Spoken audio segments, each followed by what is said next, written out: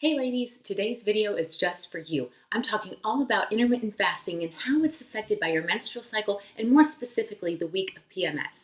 We're going to talk all about the hormone fluctuations and changes that occur during that week. We're going to talk about how it affects cravings, how it affects hunger levels, and how it even affects your sleep.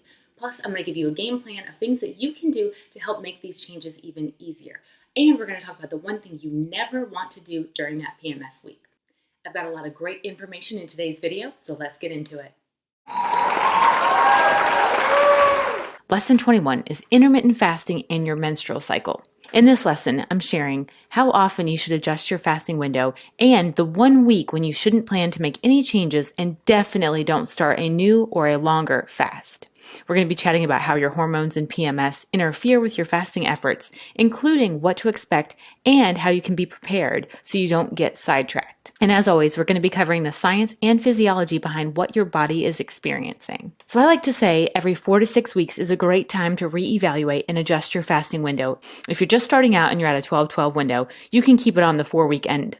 If you're going from, say, an 18-6 to a 20-4 or a 22-2, then I would say give your body about 6 weeks or more before you adjust your fasting and eating windows. That week before your period starts, you don't want to make any changes. Your monthly hormones play a huge role in how successful you can be with a longer fasting window, and they can set you up for easier fasting success, or actually a real struggle. During your cycle, your estrogen and progesterone levels fluctuate, which can impact your appetite, your energy levels, and your mental clarity. So making the right changes at the right time can make all the difference and make your adjustments even easier. So the week before your period is also an anomaly as far as food cravings go, food choices, and energy levels are concerned. We want to focus on the overall monthly trends and patterns to know when we're reaching the sweet spot with our fasting and our eating and making progress towards our goal.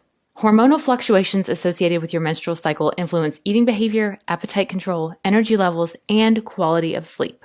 So by ensuring that your new windows take at least 4 weeks or longer, you can be sure you're truly seeing how your body is responding and adapting to these windows. Anything shorter, and you might confuse hormonally caused exhaustion or increased cravings with the need to adjust your meal composition or the need to break your fast sooner. Let's dig into the science and touch on the hormonal changes that occur throughout the month, as well as how they impact you. So let's start with serotonin. So in the week prior to your period, during the PMS phase known as the luteal phase, your serotonin levels decrease. This causes increased hunger signals and stronger cravings. Your body signals rather strongly that you need high carbohydrates and high fat foods. You might even notice a decreased or depressed mood as the serotonin levels are lower, and you'll likely experience fatigue and sleep disturbances. Leptin is a hormone made by fat cells that decreases your appetite. Studies have noted fluctuations in leptin levels across the menstrual cycle, and these variations affect the reward value of our food. So this means it affects the way our brain processes our intake and our enjoyment of certain foods. The serum leptin level is the highest around the luteal phase, and it's significantly correlated with serum progesterone and estrogen levels. During your period, leptin levels increase. Elevated leptin levels are actually associated with overeating and inflammation-related diseases, including high blood pressure, metabolic syndrome, and even heart disease. The significant increase of serum leptin levels in the luteal phase might be connected to the fact that leptin has a role in preparing the body for the metabolic demands of pregnancy. So it actually encourages you to overconsume and eat more high-calorie and high-fat foods to prepare you for the possible energy expenditure needed throughout pregnancy. As estrogen levels decrease, this leads to fatigue. Anemia from menstruation, even with a lighter period, can also cause decreased energy levels.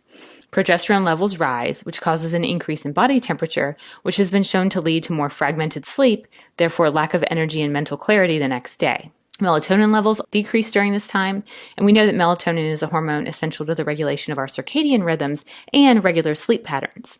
So this decrease and disruption prevents us from a truly restful and deep sleep. Here are a few ideas to take control of your symptoms, your cravings, and hormonal fluctuations that will fit seamlessly into your eating windows. Let's start with increasing your magnesium. Magnesium is a mineral important for muscle contractions, which can be helpful in relieving cramps, and it might also help with headaches. Some food sources of magnesium include seeds, nuts, dried beans, dark vegetables, soy products, and whole grains. You want to increase your fiber. Fiber helps stabilize the appetite and fights off sweet cravings and high-fat cravings. So food options that include high fiber are chia seeds, avocados, raspberries, artichokes, lentils, split peas, even things like popcorn and oats. And be sure as you include more fiber that you're also hydrating more to make sure that everything keeps moving along smoothly. You want to make sure you're increasing your vitamin K or your potassium. So low potassium levels lead to fatigue, muscle weakness, and cramps, and decreased mobility in your intestinal tract. So this leads to bloating, constipation, and abdominal pain. So to increase your vitamin K in your diet, you want to consider veggies like beets, collard greens, spinach, fennel, and bananas. You want to take more B vitamins, especially vitamin B6. So these neurotransmitters that help control your mood, B vitamins actually play a role in creating and regulating those chemicals. So B6 is necessary to create the myelin sheath surrounding the fibers that transmit nerve impulses.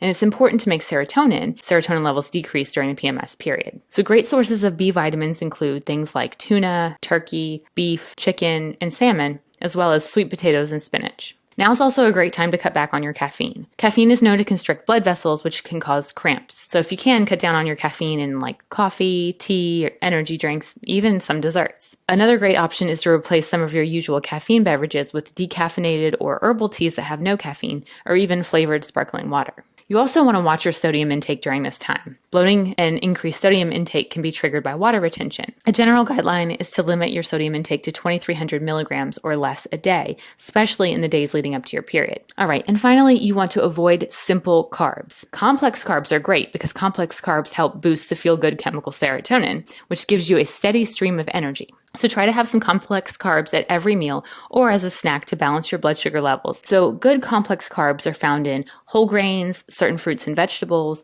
popcorn, edamame, and even in raisins. So it's most important that you're keeping track of it all. So journaling is a great way to keep track of how you're feeling and how your monthly cycle could be impacting your sleep, your energy levels, even your appetite. Accurately tracking what's going on with your body related to your hormones help you spot patterns and see trends. It's important to track these things because it will help you decipher what's hormonally related and what's being affected by meal choices or the length of your fasting window. Tracking makes sure you don't misinterpret that you're not eating enough or that your fasting window is too long when in reality you're only feeling that way due to hormonal fluctuations that are common during your monthly cycle. The underlying physiology related to each phase of the menstrual cycle is key to understanding when you're building strategies to help optimize your energy and optimize your weight loss. So remember, we're looking for trends and overall progress. Plan meals and incorporate foods to help you fight fatigue, boost energy levels, and get better night's rest. Try to avoid lengthening your fasting windows during this premenstrual phase. When you do change your windows, change it 1 to 2 hours at a time at most. Stick with what you know and what's been working for you. Make small but impactful adjustments and incorporate the foods we discussed. The goal is to hold on and hold tight for that week and reassess once your PMS week is over and your hormones reequilibrate. It's not worth the mental energy to fight an uphill battle against your body and its physiology. Instead, it's better to try and ride out this week, supporting your body as best as you can, and wait till the following week to implement any new changes. All right, so now it's time for you to take action. I want you to plan ahead and adjust your meals or pick dishes that will support your body during any PMS or monthly hormonal changes. Be sure to track your cravings, your sleep quality, your mental clarity, and your energy levels. As always, share your insights or how you've been beating cravings and tips for PMS success. All right, ladies, there you have it. Now you know all the things that happen in your body and all the hormonal changes that are at play during your menstrual cycle and during that PMS week. Plus, now you have a bunch of strategies to help you mitigate and minimize those effects. So hopefully that'll help you get through your next PMS time. And you also know the one crucial thing that you should not be doing with your fasting during this time. So I hope you found this information helpful. If you liked it, please give it a big thumbs up so it can spread to more people. If you know anyone that can benefit from this information, please share my video with them. I've got a lot of other great intermittent fasting content for you. I'm going to pop a nice video up here for you to watch next. And if you like my content, please consider subscribing. Thank you so much. Have an amazing day. Aww.